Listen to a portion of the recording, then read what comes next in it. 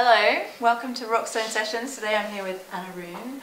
You've just played a beautiful session with you and your band, and I still have goosebumps. It was really very touching. You're from a classical music background. Yes. Your parents are classical musicians. You're studying classical music as well, or you studied classical music? I did study classical music, piano. Yeah. What? When did you make a change? When did you decide that actually I want to take my classical music and I want to bring it more into pop and songwriting and singing? And I think it started out when I was like 12 or something. I started writing my own songs, and then it was kind of a mixture of pop and all the classical stuff I was playing at that time. And then I entered a contest in Belgium, which was called Kunstbende, with the first time with my own song, and I actually won it, and it was like kind of a huge surprise for me. But I always wanted to sing, and that was for me the point where I started thinking about maybe going to conservatory. And then I studied jazz vocals for 1 year in Ghent. But then it turned out not to be creative enough, and I still really wanted to write a lot of music. So that's why I'm in Rotterdam now, in the conservatory for songwriting in the pop department. And you said around when you were 12 and beyond that you decided, you know, you had a lot of influences, perhaps. Yeah. Who were your influences at the time? At that time, when I was 12? Yeah. Come on, I want embarrassing stories. Yeah, Britney Spears.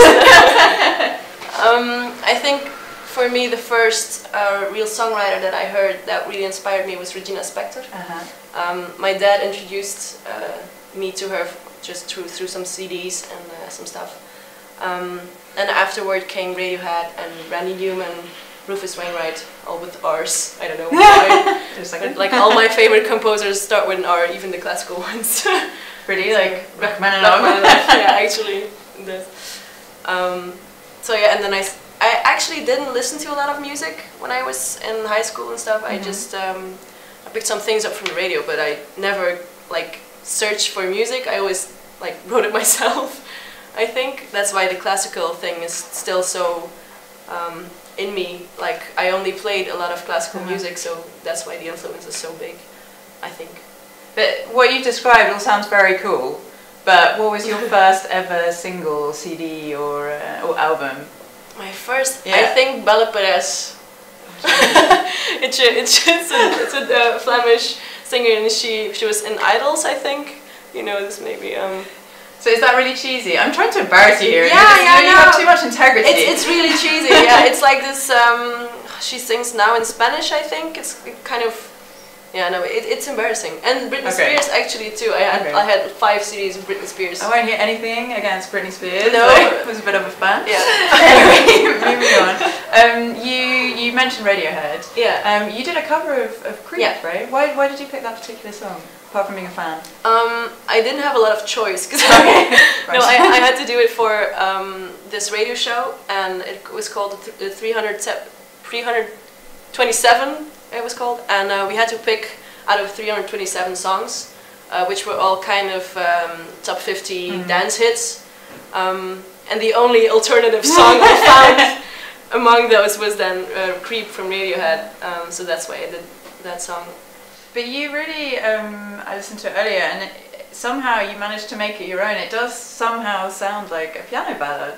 Yeah, it's because I didn't look up the chords before I started covering it. I just remembered I tried to remember how the song was going, and then just played it on the piano, and that's how I think I made it Anna Rune style. Anna Rune style. But I like that style. Yeah. It was in top 50 for 2 months, I think, with the whole program, and so it was my only radio debut. Well, until now, right? Until now. Think big. Talking about writing, you know, you just did a really beautiful session for us, like I said, and there's this real intensity in your music, the way you perform, the harmonies that you play with your lovely band members, and the lyrics. How do you actually write your songs? For me, it feels like it's almost like a live outpouring of emotion. It kind of is. I think I always search for a bit of drama in my life. I know when my life is kind of getting dull and I have a lot of things to do but not a lot of time to think about things, then I just don't write music. So I try to spice my life up, I think, and then just write about everything I come across. and maybe I just dramatify. Is it a word? Or maybe just inject drama. There we go. Yeah, or exaggerate some feelings that I'm feeling. And with the trip, it was about moving to Rotterdam and feeling completely not at ease in the city. I was searching for some coziness and only found like really cold and brick walls or something. And just I tried to incorporate that into the song, like the feeling of not feeling at home and not feeling at ease. And then I think I do what every songwriter does, is just trying to get so much into the feeling that it almost starts to be too much, and then try to turn it into a song. And then when you're singing it, you feel like you're into that emotion, but it's actually just an exaggeration of what you're feeling back then. So. And that is sort of reflected in your EP, which came out, I think, in November, is that right? Which is Unfolding Immensity. Yeah. And that, to me, it sounds like a sort of, I don't know if I've misunderstood it, but it feels a little bit like the kind of wonderment of maybe growing older or you know, experiencing... No, it's exactly like that. For me, it was the first time that I really did everything myself. Like, I wrote the music and I put the band together, and I made most of the arrangements are also mine. And then I was really close with the producer, and we worked so close together, and I planned the whole venue, and it was so my project, and I felt like it was for me the start of something big for me, and that's why it's called Unfolding Immensity. Okay, that was back in November. Yeah. And now we're in a new year. Yeah. What have we got to look forward to? What have we got to look forward to from you? I'm recording now a lot of new songs, but not on an album. I'm just releasing them online. So I don't know if I'm going to release them, like if they can be bought or something. But I think I'm now in a writing process where I have to write at least a year or 2 years to get my act back together or start writing differently before I release another album or EP. So I think they kind of expect me to put some 1 or 2 songs a month or in 2 months' time online. So we've still got lots to look forward to. Yeah, it keeps coming.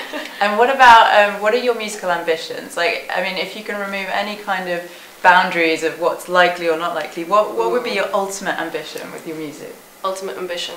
Maybe sell out the Carnegie Hall in New York. Yeah, well, just completely solo, one Steinway, yeah. I think that would be awesome. Well, if I was a fairy godmother, I would gift that to you, but I'm not. Thank you. But from what I've seen today, I don't think that that's beyond the realms of possibility. So thank you so much for talking to us today. Yeah, and we look forward to hearing from you soon.